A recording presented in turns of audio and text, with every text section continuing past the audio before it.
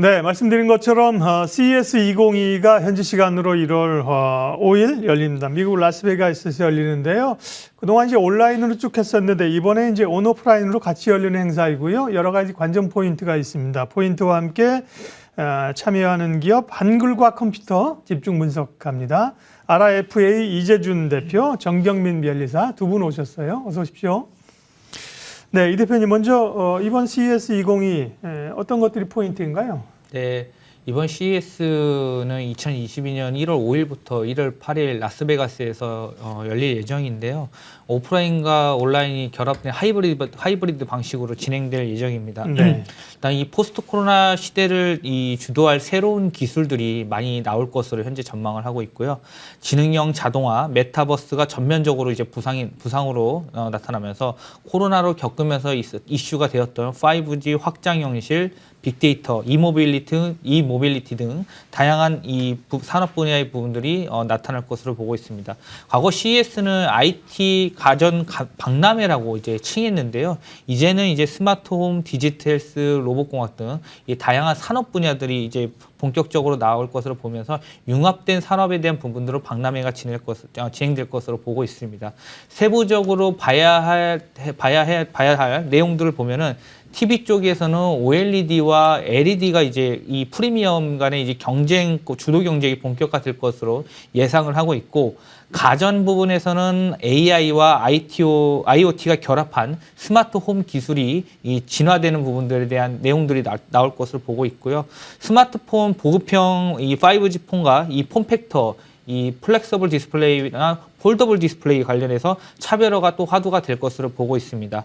로봇 분야에서는 이 5G와 AI 기술을 접목한 상용 영역에 대한 부분들이 더욱 확장될 것으로 예상을 하고 있고, 자동차 이모빌리티 부분에서는 이 자율주행 솔루션과 미래형 자동차에 대한 이 기술이 진화된 부분들에 대한 내용들을 확인할 수 있을 것 같습니다.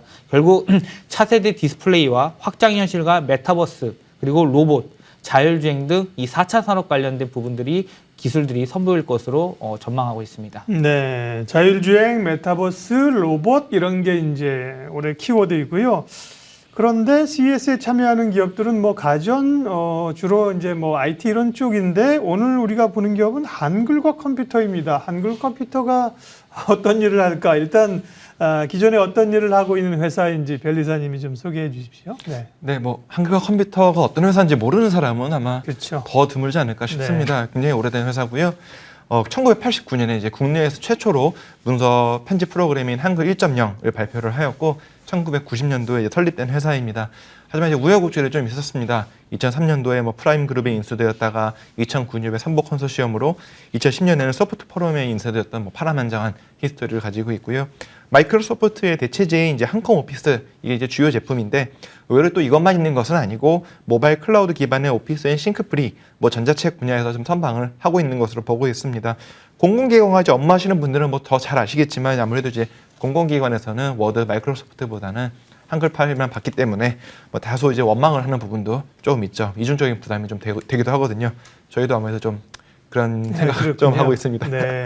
지금은 이제 여기에 그치지만은 않고 여러 자회사를 통해서 로봇, IoT, AI 등 미래형 산업으로도 열심히 뭐 확장 중에 있는 것으로 알고 있습니다. 네. 한글과 컴퓨터에 또 매출을 올려주시는군요. 정경민 변리사님. 공공기관 하려고 하면 특허 청구의 업무를 하다 보면 문서를 그렇게 작성해야 되니까 그렇죠. 예. 그러네요.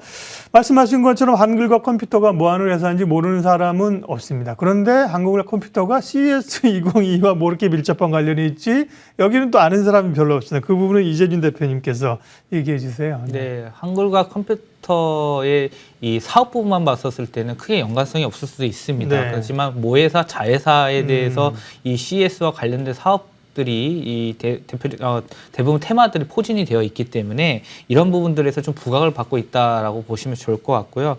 5년 연속 CES에 참가를 했습니다. 그래서 한글과 컴퓨터 그룹 자체를 보는 게 좋을 것 같고요. 네. 3차원 기반의 이 메타버스 플랫폼인 XR 판도라와 그리고 NFT, 인공위성 등 전시 쪽 관련된 부분과 함컴 위드는 이 메타버스 공간에서 쇼핑 및 NFT를 활용한 이 아로하나몰과 메타버스 서비스인 함컴타운을 선보일 예정입니다. 그리고 함컴인 스페이스는 내년 상반기 중 발사할 지구 관측 위성 세종 1호에 대한 부분들로 이 CES 관련된 부분에서 기술적인 부분으로 좀 부각이 되고 있는 것으로 좀 보고 있습니다. 네, 한글과 컴퓨터를 넘어서 한글과 컴퓨터의 그룹을 봐야 된다는 말씀을 하셨는데요. 그러면 관계사들라든지 그룹의 지배 구조가 어떻게 되어 있는 거예요? 네, 일단 그 한글과 컴퓨터를 이제 그 모회사격인 함컴 미드가 있고요. 네. 함컴 미드 같은 경우에는 20.6%의 지분을 보유하고 있습니다.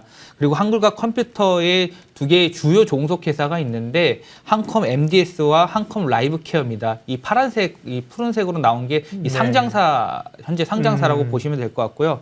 현재 한글과 컴퓨터는 함컴 MDS를 32.4% 지분을 보유하고 있고요. 함컴 라이프케어는 2022년 8월에 상장한 기업입니다. 이제 36.1%를 보유하고 있고요. 함컴 MDS 같은 경우에는 함컴 인베스트먼트, 함컴 로보틱스, 함컴 모빌리티, 그리고 뭐 함컴 벨라딘, 함컴 인텔리전스 등등 이 4차 산업 관련된 또 사업을 영위하고 있는 기업들이 현재 있습니다. 그리고 함컴 라이프케어는 함컴 헬스케어와 함컴 SPI가 있는데요.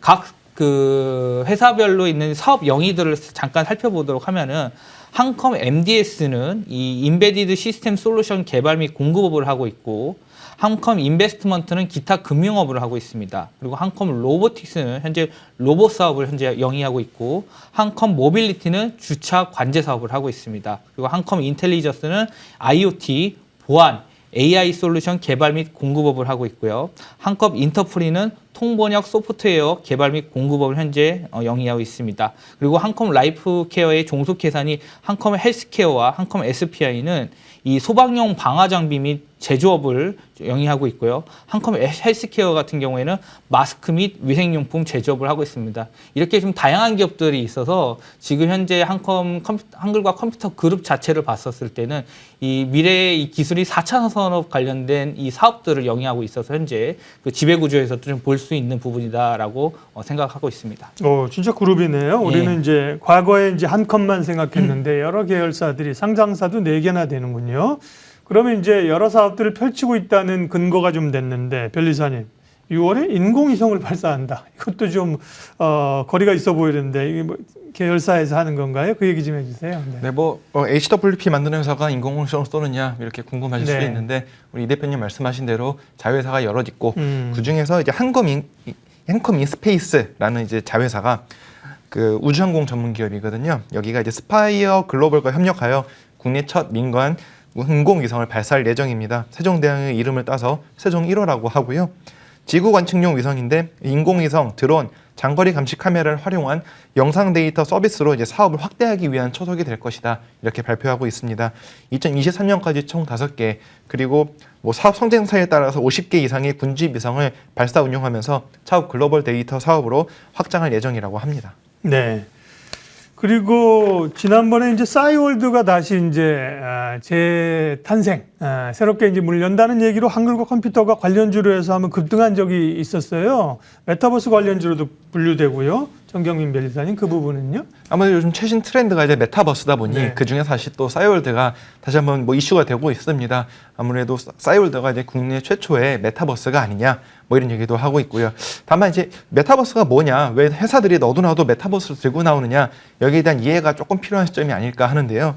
이 메타버스라는 것은 결국 이제 현실과 온라인 세상의 융합을 이제 한다면서 하는 것인데, 정확하게 무슨 기술인지 명확하게 나와 있지는 않아요. 어떤 사람들은 온라인 게임이다, 뭐 아바타 채팅이다, VR이다, 뭐 AR이다, 뭐 서로 이제 자기가 이제 메타버스라고 주장하고 있는 형국인데요.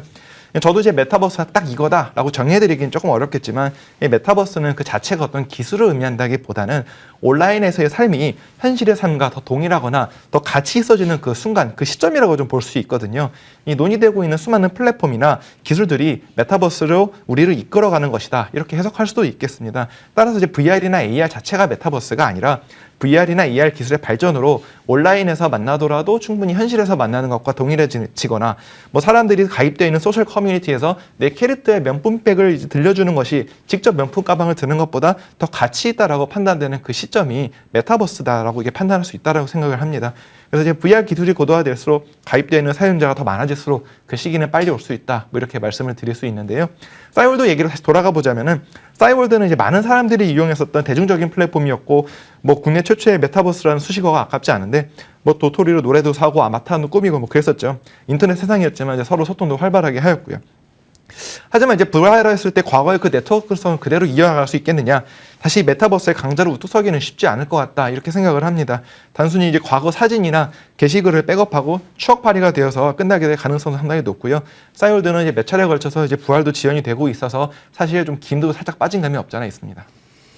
예, 메타버스의 세상이 몰려오고 있습니다. 메타버스는 제가 이제 우스갯소리를 얘기하지만 메타버스 이러는 분은 이해를 못하는 거고요. 메타버스 이러는 분은 메타버스의 그 관념을 이해하는 겁니다. 메타와 유니버스. 그래서 변리사님 발음도 괜찮았어요. 네. 메타버스라고 안 하시고 메타버스. 예. 변화가 많습니다.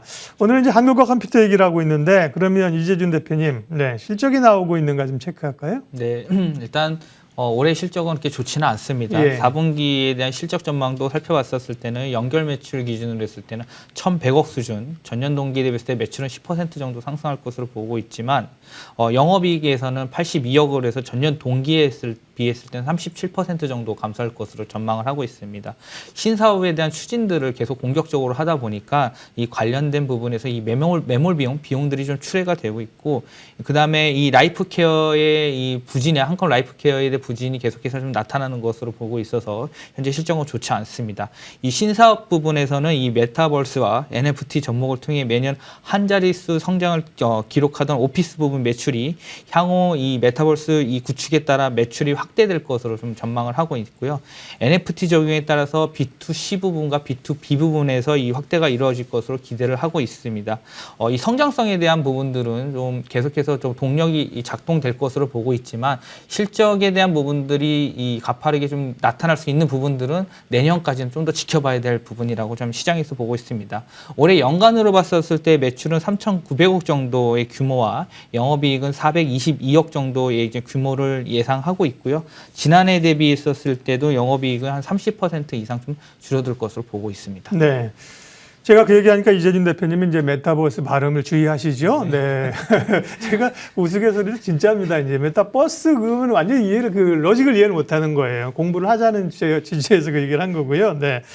자, 특허 현황을 좀 봐야 될 텐데, 변리사님. 그러니까 기존의 사업, 워드 이런 쪽은 특허가 있겠지만 제한적일 거고, 결국 이제 신사업 말씀하신 로봇이나 위성이나 이런 쪽도 이제 특허들이 좀 잡히나요?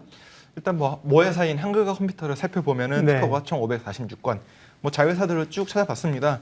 그래서 라이프케어는 총 249건, 한컴 로보틱스는 44건, 한컴 인스페이스는 총 51건, 한컴 인텔리전스는 총 31건 검색이 됩니다. 물론 더 있겠는데 제가 다 검색해보지는 않았고요. 이제 본사인 한글과 컴퓨터는 아무래도 문서 편집 프로그램에 상당히 치중이 되어 있습니다. 철자 오류 교정 방법, 자동 완성 기능, 번역 방법, 워터마크 삽입 방법, 다양한 특허가 출원이 되고 있고요. 이 문서 편집 프로그램 분야만 90% 가까이 출원이 되고 있었습니다.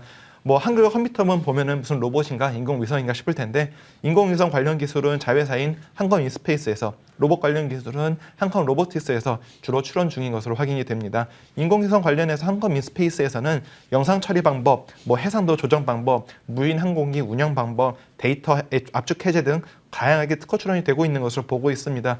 이번 아무래도 발사가 예정되어 있는 세종 1호가 지구 관측용인 곳에 비추어 보아서 위성에서 촬영된 영상을 처리하는 방법 쪽에 관심이 포커스되어 있는 것으로 해석할 수 있겠습니다. 로봇 네. 관련하여서는 이제 상품 판매 정보 제공 로봇, 상품 픽업용 로봇, 자동 경로 차량, 가정용 로봇, 무인 이송 차량, 수중 작업 로봇 등 다양한 분야에서 특허 출원이 이루어진 것을 확인을 하였고요.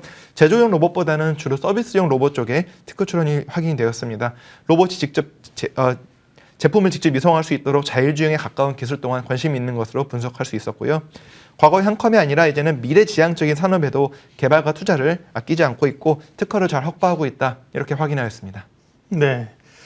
자, 한글과 컴퓨터의 여러 가능성들을 보고 이제 점검을 해봤는데요. 중요한 건 이제 투자자 입장에서의 관점입니다. 지난번에 작년 말에 좀 급등을 했다가 지금은 조정을 꽤 받고 있습니다. 지난번 조정한 거는 이제 성장성도 있지만 역시 아까 얘기한 한국 그 싸이월드 관련된 걸로 좀 많이 올랐었잖아요. 지금 자리는 어떤지 수급이나 주가 전망해 주세요, 대표님. 네. 네.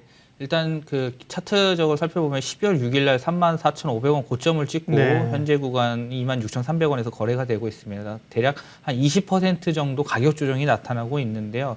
수급적으로 살펴봤을 때 1개월 누적 수급으로 살펴보면은 외국인이 약 12만 주 매도를 했고요. 기관은 45만 주 정도 매도를 했습니다.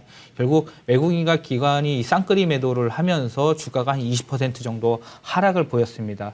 차트적으로 봤었을 때는 이 싸이월드 관련된 이슈로 인해서 올라갔던 그 시점 부분까지는 다시 내려왔다. 예. 결국 그 버블이 다시 한번 꺼진 상태에서 지금 현재로서는 그 기간 조정이 나타나고 있다라고 보시면 될 것 같고요. 최근에 이 외국인 매수세가 이 간헐적으로 들어오고 있습니다. 5거래일 연속 순매수세가 유입이 되고 있는데요. 약 19만 주 정도 순매수를 했고요.